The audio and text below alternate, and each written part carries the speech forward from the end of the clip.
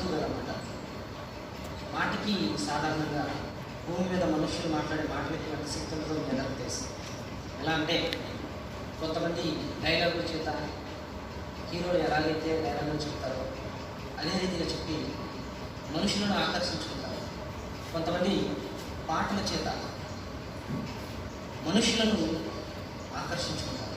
కొన్ని మిమిక్రీల ద్వారా, అంటే కొన్ని రకముల వాయిస్లను మాట్లాడి ఆకర్షించుకుంటారు.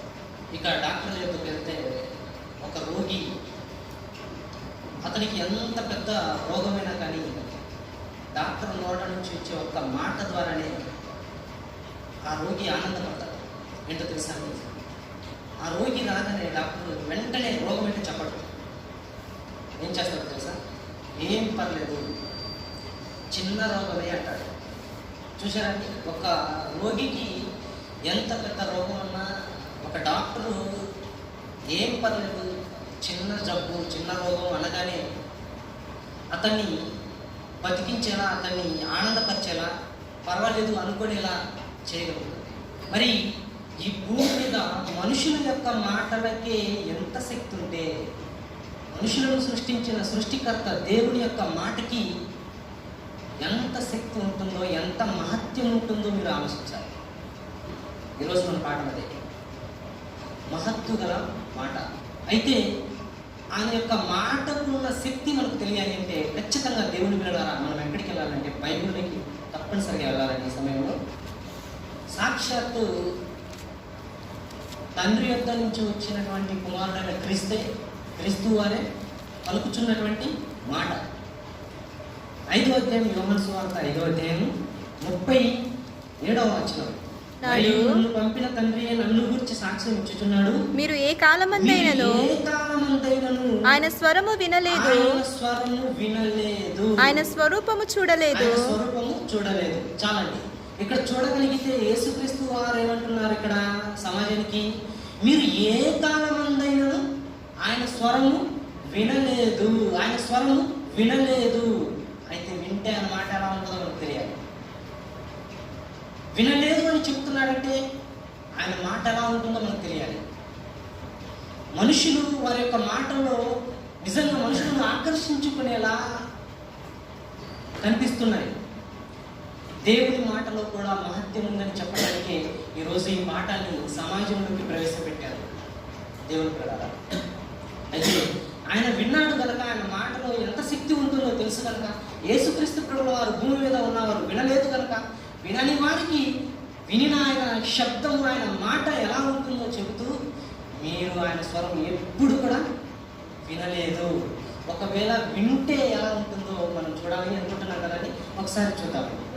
29వ అధ్యాయము 3-4 వచనాలు.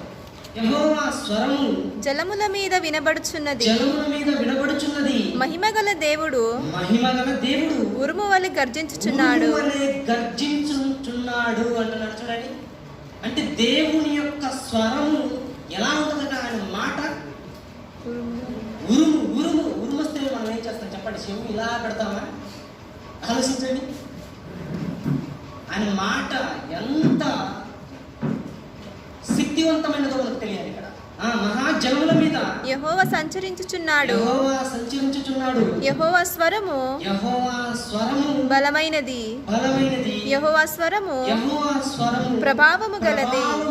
అంటే బలమైనది, ప్రభావము గలది, ఉరుము అనే గర్జన కలిగినటువంటి శబ్దం అటండి దేవుడికి. ఆ మాట వలన ఈ ప్రకృతి ఎలా కలిగిందో మనందరికీ తెలుసండి.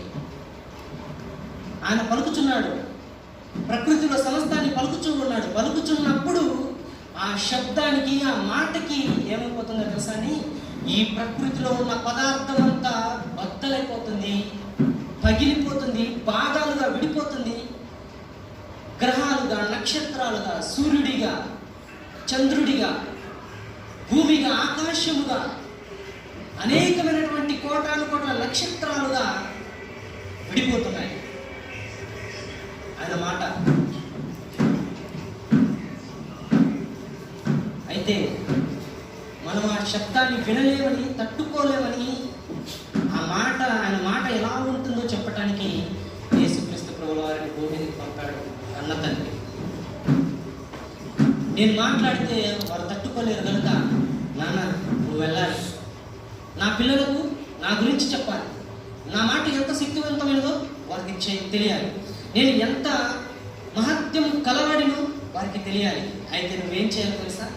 ఈ భూమి మీదకి వెళ్ళాలి అనుకున్నాడండి. అందుకే తండ్రికి నరులకి మధ్యవర్తిగా తండ్రి యొక్క మాటలు, ఆయన మనస్సు ఎలా ఉంటుందో చెప్పడానికి వచ్చినటువంటి వారే యేసుక్రీస్తు ప్రభువారు. యేసుక్రీస్తు ప్రభువారు దేవుని పిల్లలు. ఆయన మొదట ఎక్కడున్నాడో తెలుసా? ఎలా ఉన్నాడో తెలుసా? ఏమై ఉన్నాడో తెలుసా? ఎంతకాలం ముందు ఉన్నాడో తెలుసా? యేసుక్రీస్తు వారు ఆయన గురించి మాట్లాడుతూ యోహాను సువార్త 1 వచనంలో చెప్తున్నాడు చూడండి. యోహాను సువార్త 1 అధ్యాయం 1 వచనం, ఆదియందు వాక్యం ఉండెను, వాక్యము దేవుని యొద్ద ఉండెను, వాక్యము దేవుడై ఉండెను, ఆయన ఆదియందు దేవుని యొద్ద. యేసుక్రీస్తు భూమి మీదకి వచ్చాడు. కారణం మహత్తు గల మాట కలిగిన దేవుని యొక్క శక్తి ఏంటో, ఆయన ఉనికి ఏంటో, ఆయనకి ఎంత ప్రభావం కలిగి ఉందో సమాజానికి తెలియచేయడానికి వచ్చాడు. యేసుక్రీస్తు వారికి మరొక పేరు కూడా ఉందండి. ఆయన గురించి మాట్లాడుతూ ప్రకటన గ్రంథం 19వ అధ్యాయంలో అన్నాడు చూడండి. 19వ అధ్యాయం ప్రకటన గ్రంథం 19:13.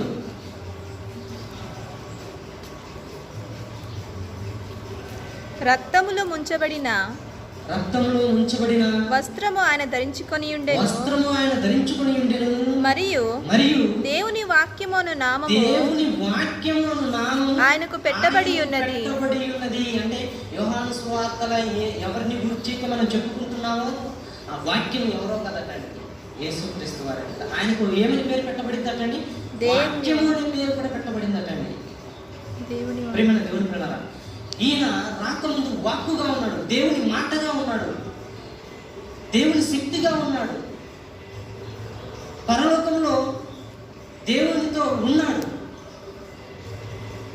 అయితే మొదటి శతాబ్ద కాలంలో మనకంటే మన పితరుల కాలంలో ఎలా జరిగించేవాడంటే, దేవుడు తన మనసును ఎలా తెలియజేసేవాడంటే, ఆ సందర్భాన్ని కూడా మనం ఒకసారి హెబ్రీ పత్రిక 1వ అధ్యాయం 5వ వచనానికి వెళ్తామండి. హెబ్రీలకు రాసిన పత్రిక 1వ అధ్యాయం 1వ వచనం నుంచి చూడగలిగితే అంటున్నాడు, పూర్వకాలం నందు నానా సమయములో నానా విధములుగా ప్రవక్తల ద్వారా మన పితరులతో మాట్లాడిన దేవుడు ఈ దినముల అంతమందు కుమారుని ద్వారా మనతో మాట్లాడాడు. తన మనసులో ఏముందో చెప్పించడానికి భూమి మీదకి పంపించాడటండి. ఆయన ఎంత శక్తివంతమైన వారో, ఆయన మాటకి ఎంత శక్తి ఉందో తెలియచేయటానికి కుమారుని ద్వారా తెలియపరచడానికి భూమికి పంపించాడట. మరి ఆయన రాకముందు ఎలా ఉందట? నానా సమయములలో నానా విధములుగా పూర్వకాలం నందు ప్రవక్తల ద్వారా మన పితరులతో మాట్లాడాడు.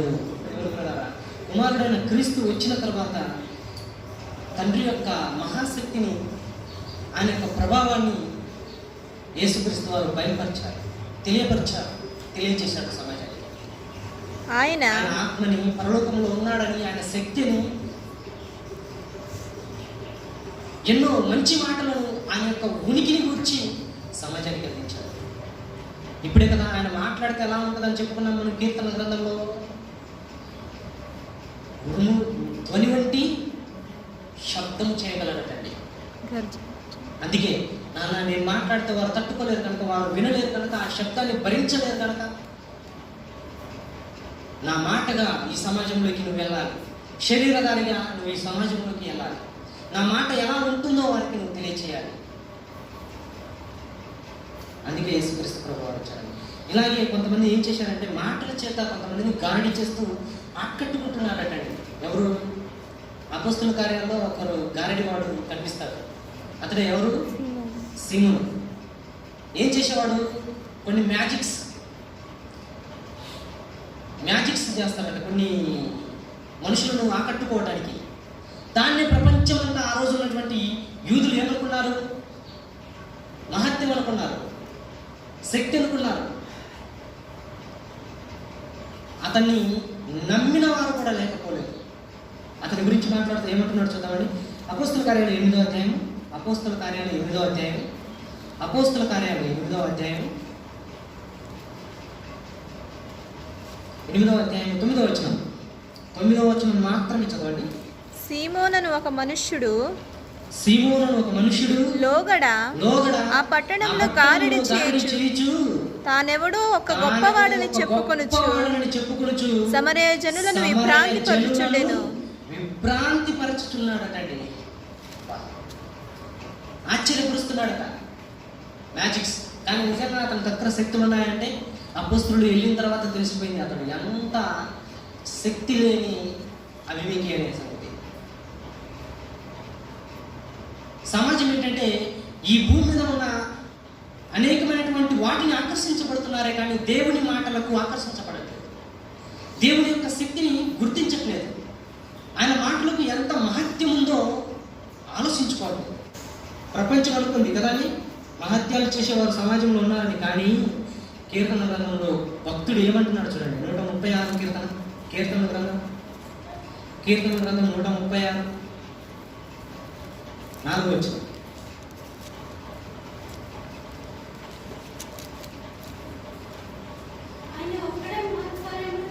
పెన్నుంటే అంటర్లైన్ చేసుకోవాలటండి. ఏమంటున్నాడండి? ఆయన ఒక్కడంటే దేవుడు, సృష్టికర్త, మహత్తు గల మాటలు ఆయనవి మాత్రమే. ఆయన మాత్రమే మహత్కార్యాలు చేయగలడు, మహత్కార్యములు చేయవాడటండి. చాలా. ఆయన ఒక్కడు మాత్రమే, ఆయన ఒక్కడే మహత్కార్యములు చేయవాడు అంటున్నాడు చూడండి. ప్రియమైన దేవుని పిల్లలారా, ఈ సృష్టిని ఒక్కసారి ఆలోచించండి. ఈ భూమి ఎంత, దీని యొక్క ఆకారం ఎంత పెద్దది ఆలోచించండి.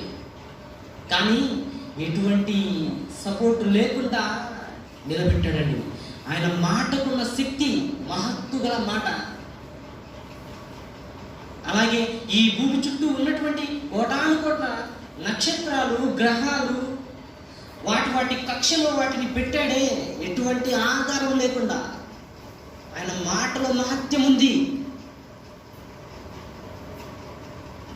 మనుషులు గుర్తించగలుగుతున్నారా? ఆయన మాటల గురించి చెప్పబడుతున్నప్పుడు, ఆయన మాటలను రాయించిన గ్రంథం యొద్దకు ఆయన మాటల గురించి చెప్పబడుతున్న మాటలను నిజంగా ఆ మాటలో మహత్యం ఉందని ఆకర్షించబడేవారు జనం ఉన్నారా ఈరోజు? ఆలోచించారు. అందుకే నిజంగా దేవుడు చేసినటువంటి ఈ ప్రకృతిలో సమస్తాన్ని ఆలోచించుకుంటే వండర్స్ అండి. ఒక భూమిలో పడుతున్నటువంటి విత్తనం, అది భూమిలో పడిన తర్వాత ఏమవుతుందని ఫలిస్తుంది, మొలకగా వస్తుంది, మొక్క అవుతుంది, చెట్టు అవుతుంది, దానిలో నుంచి ఫలములు వస్తున్నాయి. ఈ శక్తి ఎలా వచ్చింది ఈ యొక్క మట్టిలో, ఈ భూమిలో? ఆలోచించండి. దేవుని మాట కాదంటారా? దేవుని శక్తి కాదంటారా? దేవుని మహత్యం కాదంటారా? అలాగే ఈ భూమి మీద సమస్తము ఆలోచించుకుంటే, ఒక్కొక్క వస్తువును మనం ఆలోచించుకుంటే నిజంగా దేవుని యొక్క మహత్తు ఈ యొక్క ప్రకృతిలో ఆయన మాట చేత కలిగించి, ఆయన మాట చేత నడిపించి ఎంతో గొప్ప మహత్కార్యాలను చేస్తున్నాడు దేవుడు. మహత్కార్యాలు ఇవన్నీ కూడా ప్రియమైన దేవుని పిల్లలారా, అందుకే ఇవన్నీ కూడా మనకు తెలియదు. ఓకేనండి. ఇంకా ఒక ఆశ్చర్యకరమైన అద్భుతమైన వండర్ దేవుడు చేస్తున్నాడు అండి. అదేంటో తెలుసా అండి? కీర్తనకారుడు చెప్పాడు. చూద్దాం. 139వ కీర్తన, 139వ కీర్తన 13-14 వచనాలు. నా అంతరేంద్రియములను నీవే త్రోవ చేసేదివి, నా తల్లి గర్భమందు నీవు నన్ను నిర్మించిన వాడువు నీవే. నీవు నన్ను కలుగు చేసిన విధానము చూడగా భయమును ఆశ్చర్యమును నాకు పుట్టుచున్నవి. అందును బట్టి నేను నీకు కృతజ్ఞతాస్తుతులు చెల్లించుచున్నాను. నీ ఆశ్చర్య కార్యములు అంటున్నాడు చూడండి. నీ కార్యములు ఆశ్చర్య కార్యములు. ఎంత మంచి మాట! భక్తుడు దేవుని యొక్క మాటల్లో ఉన్న శక్తిని గుర్తించాడు చూడండి. దేవుడు ఒక్కడే దేవుని పిల్లలారా మహత్కార్యాలు చేయగలడు. దేవుడు మాత్రమే చేయగలడు. ఆయన మాటకి అంత శక్తి ఉందో ఆలోచించండి. మరి ఆయన బ్రతకమని, జాగ్రత్తగా బ్రతకమని మనకు చెప్తున్నాడు. మరి మనం బ్రతుకుతున్నామా? ఆయన మాటను మనం గౌరవిస్తున్నామా?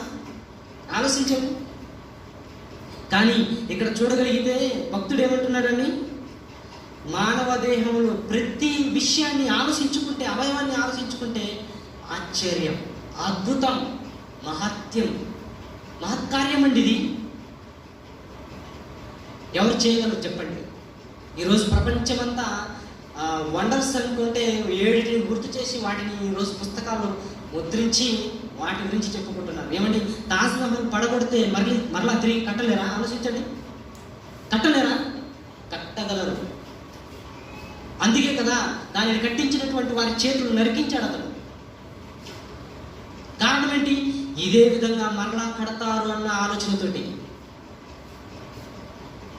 మరి దేవుడు చేస్తున్న ఈ అవయవాలను, తల్లి గర్భంలో నిర్మిస్తున్న ఈ అవయవాలను ఈ భూమి మీద ఎవరైనా చేయగలరా?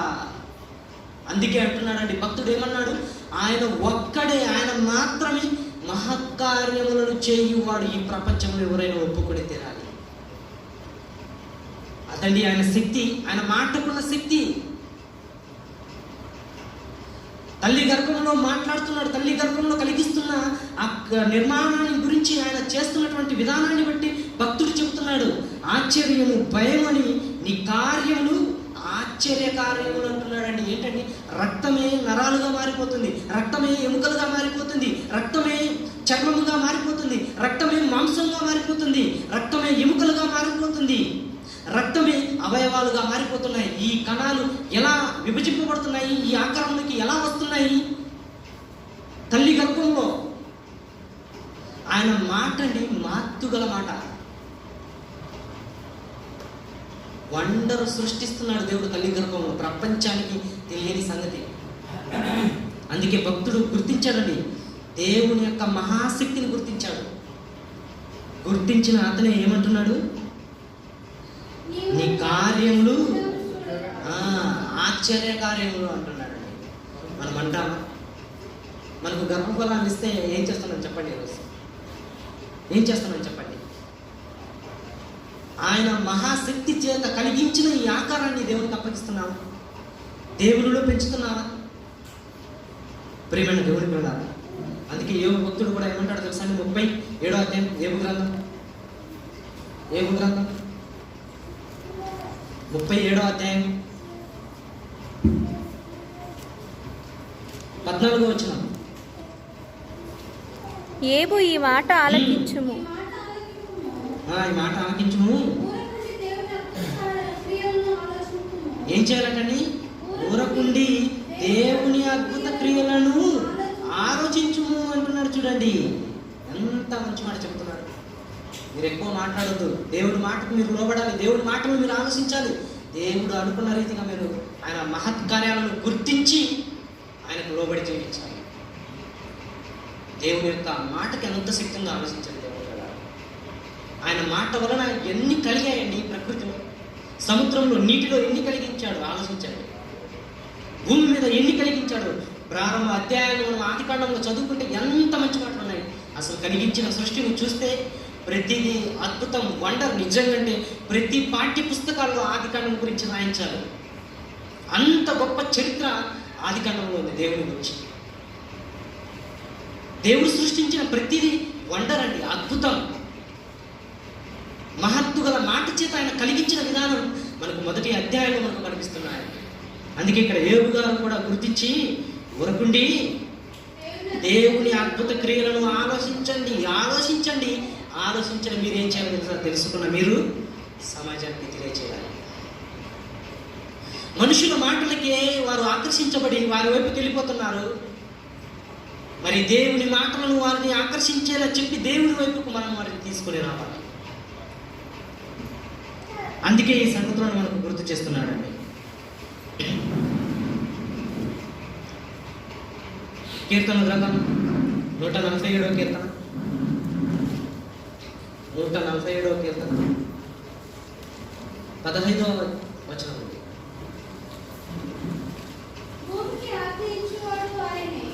భూమికి ఆజ్ఞ ఇచ్చువాడు ఆయనే, ఆయన వాక్యము బహువేగంగా పరిగెత్తుతున్నాడు. చూడండి, భూమికి ఆజ్ఞిస్తున్నాడట. అంటే ఈరోజు శాస్త్రవేత్తలు ఆ భూమి మీద పరిశోధనలు చేసి ఏమన్నారు తెలుసా అండి? భూమి కొన్ని లక్షల, కొన్ని వేల కిలోమీటర్ల వేగంతో తిరుగుతుంది అంటున్నారు. తిప్పేది ఎవరో చెప్పారా? కానీ ఇక్కడ భక్తుడు చెప్తున్నాడండి, బహువేగముగా, అంటే తన మాట చేత, తన వాక్యం చేత భూమిని త్రిప్పుచున్నాడట, పరిగెత్తేలా చేస్తున్నాడట. ఆయన మాటకున్న మహత్యం చూడండి అసలు. అదే కదండి అంటున్నాడు, భూమికి ఆజ్ఞ ఇచ్చువాడు. ఆజ్ఞ ఇచ్చువాడు అంటే నీవు తిరుగుతూ ఉండాలి, నీవు అతి వేగంగా తిరుగుతూ ఉండాలి. దేవుడు చెబుతున్నాడటండి, భూమికి ఆజ్ఞ ఇచ్చువాడు ఆయనే, ఆయన వాక్యము బహువేగముగా పరిగెత్తుచున్నది. అంటే ఆయన మాట నిజంగా ఎంత, ఆయన మాటలో ఎంత మహత్యం ఉందో ఆలోచించండి. భూమి తిరుగుతుంది, వేగంగా తిరుగుతుంది, పరిగెత్తుతుందండి. కానీ విచిత్రం ఏంటో తెలుసా? ఈ భూమి మీద ఉన్న నీవు నేను మాత్రం కదల్చబడట్లేదు. బస్సులో ఎక్కండి, అది వెళ్తున్నప్పుడు ఎలా ఉంటుంది? అది ఎలాగైతే గుంతల్లో ఎగురుకుంటూ వెళ్ళిపోతుందో మనం కూడా అదే రకంగా అప్ అండ్ డౌన్స్ అవుతూ ఉంటామండి. మరి దేవుడైతే ఆయన మహత్యం చూడండి, కొన్ని లక్షల వేల కిలోమీటర్ల వేగంతో భూమి తిరుగుతూ ఉన్నా భూమి మీద దుమ్ము కూడా లేట్లేదు. ఎంత మహత్యం అండి ఆయన మాటలో. ప్రియమైన దేవుని ప్రియులారా, ఆయన మాటలను నమ్మితే, ఆయన మాటలను విశ్వసిస్తే భక్తులకు కూడా పవర్స్ ఇచ్చాడండి పాత నిబంధన కాలంలో. అందులో మనకు ముఖ్యంగా కనపడేవారు ఎవరో తెలుసా? మోషే గారు. సముద్రం యొద్దకు వెళ్ళాడు, సముద్రం యొద్దకు వెళ్ళి మాట్లాడుతున్నాడండి. మోషే గారు మాట్లాడుతున్న ప్రతి మాట వింటుంది సముద్రం. అంటే దేవుని కుమారుడు వచ్చాడు, నన్ను ఇదిగో 6 నెలలు కావాలి అని ఈ నీటిని నన్ను వేరే పొమ్మని చెబుతాడు, నేను ఇంకా అలా చెయ్యాలి అనుకున్నాడండి. అంటే ఆ మాటలను విశ్వసించిన వారి నోట కూడా దేవుడు ఎంత మహత్కార్యాన్ని చేయించాడో చూడండి. అక్కడ నిజంగా దేవుని యొక్క మాటలో ఎంత మహత్యం ఉందో ఆలోచించండి దేవుని పిల్లలారా. ఆయన చేయటమే కాదండి, ఆయనను నమ్మిన భక్తుల చేత కూడా ఎంతో అద్భుతాలను, మహత్కార్యాలను సమాజంలో జరిగించాడు. దేవుని యొక్క మాటకున్న శక్తి, దేవునికి ఉన్నటువంటి శక్తి అండి. అదే రీతిగా మరొకరు మనకు కనిపిస్తారండి. ఎవరో తెలుసా అండి? ఏలియా గారు. ఏలియా గారు ప్రార్థన చేస్తే 3.5 సంవత్సరములు వర్షం పడలేదు. ఏది నువ్వు చేయ ఒకసారి చూద్దాం. అంటే ఆయన చేస్తే ఎందుకు విన్నాడు దేవుడు? అంటే వారు నమ్మిన విధానం, వారు బ్రతుకుతున్న విధానం, ఆ కాలంలో జనము ఆయనను విశ్వసించినప్పుడు ఆయన మాటకు ఎంత శక్తి ఉందో తన పిల్లల రూపంలో చూపిస్తున్నాడు. ఆ కాలంలో ఆయన ప్రార్థన చేస్తే 3.5 సంవత్సరాలు వర్షం పడలేదండి, వర్షం పడలేదు. అలాగే ఆయన అగ్ని కూడా తెచ్చాడండి భూమి మీదకి. మోషే గారు కూడా అగ్ని రప్పించాడు భూమి మీదకి. ఏలియా గారు కూడా అగ్నిని దించాడు భూమి మీదకి. అందుకే ఇర్మియా గారు మాట్లాడుచు దేవుని మాటను గురించి ఏమంటున్నాడో ఒకసారి చూడండి. ఇర్మియా గ్రంథం 23వ అధ్యాయం. ఇర్మియా గ్రంథం ముగించుకుందామండి. ఇర్మియా గ్రంథం 23వ అధ్యాయం 29వ వచనం. నా మాట అగ్ని వంటిది కాదా? చూశారు కదండి, ఏలియా గారు అగ్ని దిగాలని అనగానే ఆకాశం నుంచి, దేవుని నోట నుంచి భూమి మీదకి అగ్నిని పంపాడు. ఆలోచించండి. అందుకే ఏమంటున్నాడు? నా మాట అగ్ని వంటిది కాదా, బండలు బద్దలు చేయు సుత్తి వంటిది కాదా అంటున్నాడు. అంటే అంత శక్తి, అంత మహత్యం కలిగినటువంటిది దేవుని మాట. దేవుడు కదా.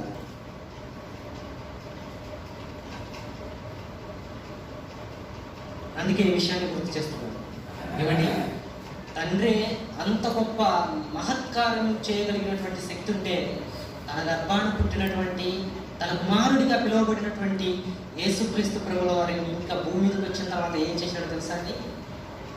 తండ్రి అయితే ప్రకృతిలో సమస్తాన్ని కలిగించి ఆయన నోటి చేత, ఆయన మాట చేత, ఆయన మహత్తు గల మాట చేత సమస్తానికి నిజంగా పదార్థాలు విడిపోయేలా ఎంతో గొప్ప శక్తి కలిగినటువంటి మాటలా కనిపిస్తుంటే, కుమారుడైన క్రీస్తు ఏం చేశాడు తెలుసా అండి? ఏం చేశాడు తెలుసా అండి? ఎన్ని రొట్టెలు ఎన్ని చేపలు ఆయన 3000 మందికి పంచిపెట్టిన సందర్భం గట్టిగా చెప్పండి కొంచెం దయచేసి. 5 రొట్టెలు 2 చేపలు. అంటే 2 చేపలలో నుంచి 5 రొట్టెలలో నుంచి 3000 మందికి పంచి పెట్టగలిగి, అంటే రొట్టెలలో నుంచి రొట్టెలు, చేపలలో నుంచి చేపలు తీయగలిగే మహాత్యం శక్తి కలిగినటువంటి వారే యేసుక్రీస్తు ప్రభుల వారు. అదే రీతిగా ఎన్నో రోగాలను పోగొట్టాడండి. ఆయన బోధకు, ఆయన చేస్తున్న క్రియలకు సమాజమే ఆశ్చర్యపోయింది. పక్షవాయువు గలవాడు లేచి నడుస్తున్నాడు, దెయ్యములు పట్టిన వారు వదిలించుకుంటున్నారు, అనేక విధములైనటువంటి రోగములు కలిగినటువంటి వారు యేసుక్రీస్తు వారి యొద్దకు వస్తే అవి నయమైపోతున్నాయి, వెళ్ళిపోతున్నారు. అంటే ఆయన మాటలో ఎంత శక్తి ఉందో ఆలోచించాలి మీరు, ఇక్కడ ఎంత మహత్యం ఉందో ఆలోచించాలి దేవుడు పిల్లలారా. మరి ఇంత మహత్కార్యాలు చేయగలిగిన దేవుని నమ్ముకున్న మనము నిజంగా ఈ మహత్కార్యముల గురించి, వారు చేసిన మహత్కార్యాల గురించి, వారు చేసిన ఈ సృష్టిని ఆలోచించి ఈ సమాజానికి వారి గురించి మనం చెబుతున్నామా? ఆలోచించండి ప్రియమైన దేవుని పిల్లలారా. మనం చెప్పటం లేదు. ఈ మాట దేనికి ఉపయోగించుకుంటున్నామో తెలుసా? సినిమాల్లో ఉన్నటువంటి డైలాగులు చెప్పడానికి. దేవుడు మనకు మాట ఇచ్చాడు, ఆయన మహత్కార్యముల గురించి చెప్పాలి అని, ఆయన కుమారుడు చేసిన మహత్కార్యముల గురించి చెప్పాలి అని. నిన్న నాకు మార్కెట్లో అలా నాలుగు కనపడ్డారు, ఇప్పుడు ఇంకా ఇలా వ్యవహారాలు స్టార్ట్ అయిపోతాయి. ఈ మాటకు ఉన్న శక్తి ఏంటో తెలుసా అండి? ఒక మాట కుటుంబాన్ని కడుతుంది, అదే మాట విరగొడుతుంది కుటుంబాన్ని. భార్యాభర్తలు నిలబడేలా చేస్తుంది ఆ మాట, అదే మాట భార్యాభర్తలు విడిపోయేలా చేస్తుంది. మరి ఈ మాటను మనం దేనికి ఉపయోగిస్తున్నాం చెప్పండి? దేవునిలో వెదిగేలా చేయడానికి అనేకులకు ఉపయోగిస్తున్నామా? దేవుని కొరకు ఉపయోగిస్తున్నామా? లేకపోతే పనికి రాని విషయాలను మాట్లాడుకోవటానికి ఈ మాటను ఉపయోగించుకుంటున్నామా? అందుకే యేసుక్రీస్తు ప్రభుల వారు భూమి మీద ఉన్న కాలంలో చెప్తున్నాడండి. ఏమంటున్నాడు తెలుసా అండి? మనుష్యులు పలుకు ప్రతి మాటకు లెక్క చెప్పాలంటున్నాడు. మీకు నోటిని ఎందుకు ఇచ్చాడో తెలుసా? మీకు నోరుని ఎందుకు ఇచ్చాడో తెలుసా? మీకు మాట ఎందుకు ఇచ్చాడో తెలుసా? ఆయన గురించి చెప్పటానికి. అందుకేనండి యేసుక్రీస్తు ప్రభుల వారు భూమి మీదకి వచ్చి ఎంతగానో ఆ తండ్రిని గురించి ఆయన మనసును బయలుపరిచి భూమి మీద ఎన్నో మంచి మాటలు పలికాడు. ఆలోచించండి, మరి మనం ఏం చేస్తున్నామా? మనం కూడా అలా ఆలోచిస్తున్నామా? అలా బ్రతుకుతున్నామా? ఈరోజు యేసుక్రీస్తు వారి గురించి, బైబిల్ గురించి రకరకాలుగా మాట్లాడుతున్నారు. అలాంటి వారికి కూడా తెలియని సంగతులను బైబిల్లో రాయిస్తే ఆయన మహత్తు గల మాటలను మనం చదువుకొని జాగ్రత్తగా జ్ఞానంతో ఈ సమాజంలో సువార్త చేసేవారిగా ఉండటానికి బదులుగా అలా ఉండకుండా మన ఇష్టానుసారమైనటువంటి జీవితంలో మనం బ్రతుకుతున్నాం. మనకిచ్చిన బైబిల్ సామాన్యమైనది కాదండి. ఆ మాటల గురించి ఒకసారి చూస్తారా? లూకా సువార్త చివరి రెఫరెన్స్ అండి. లూకా సువార్త 21వ అధ్యాయం 15. మీ విరోధులందరూ ఎదురాడుటకును కాదనుటకును వీలు కాని వాక్కును జ్ఞానమును నేనే మీకు అనుగ్రహించున్నానంటున్నాడు. ఈరోజు క్రైస్తవులు ఈ దేశస్తులు కాదట, పారిపోవాలి, ఈ దేశాన్ని విడిచిపెట్టాలి అని చాలా మంది మాట్లాడుకుంటున్నారు. బైబిల్ మత గ్రంథం అని, ఈ దేశానికి సంబంధించింది కాదని క్రైస్తవుల మీద దాడులు చేస్తున్నారు. అలాంటి వారు సహితము ఒప్పుకునేలా అలాంటి జ్ఞానాన్ని బైబిల్లో దేవుడు రాయించాడట. ఏంటా జ్ఞానం? భారతదేశము మరి నిజంగా ఆలోచించుకుంటే ఎవరి సొత్తు కాదండి ఇది. ఈ భూమి మీద, ఈ భారతదేశంలో ఉన్న ప్రతి ఒక్కరు కూడా, ఏ మతానికి చెందిన వారైనా కూడా ఒక ప్రాంతం నుంచి వచ్చినటువంటి వారే ఈ దేశంలోకి. మరి అలాంటప్పుడు ఇంకొకరిని పొమ్మనడానికి అధికారము లేదు. ఎవిడెన్స్తో సహా దేవుడు పరిశుద్ధ గ్రంథంలో రాయించాడు. పుట్టుపూర్వత్రానికి వెళ్తే ఈ భారతదేశంలోకి జనం ఎక్కడి నుంచి వచ్చారు? జనమే లేనప్పుడు మరి వారు ఎక్కడి నుంచి వచ్చారు? ఇలా ప్రారంభానికి వెళ్ళిపోతే మనుషులందరూ ఎక్కడి నుంచి వచ్చారో, భాషలు అనేవి ఎక్కడి నుంచి వచ్చావో ఇవంతా కూడా జ్ఞానాన్ని దేవుడు పరిశుద్ధ గ్రంథంలో రాయించాడటండి. మరి మనం చదువుకుంటున్నామా? అంత మహత్యము గల మాటలను చదువుకొని సమాజానికి అందించకుండా మనం ఏం చేస్తున్నాం? సమాధి చేస్తున్నాం. మనకున్న దేవుడిచ్చిన ఈ మాటలు దేవుడి కొరకు ఉపయోగించట్లేదు, ఇష్టానుసారంగా వాడుకుంటున్నామండి. యేసుక్రీస్తు వారు వస్తే, తీర్పులోకి వస్తే, ఆ తీర్పులో నువ్వు మాట్లాడుతున్న మాటలు బట్టి నీకు శిక్ష విధిస్తాడట.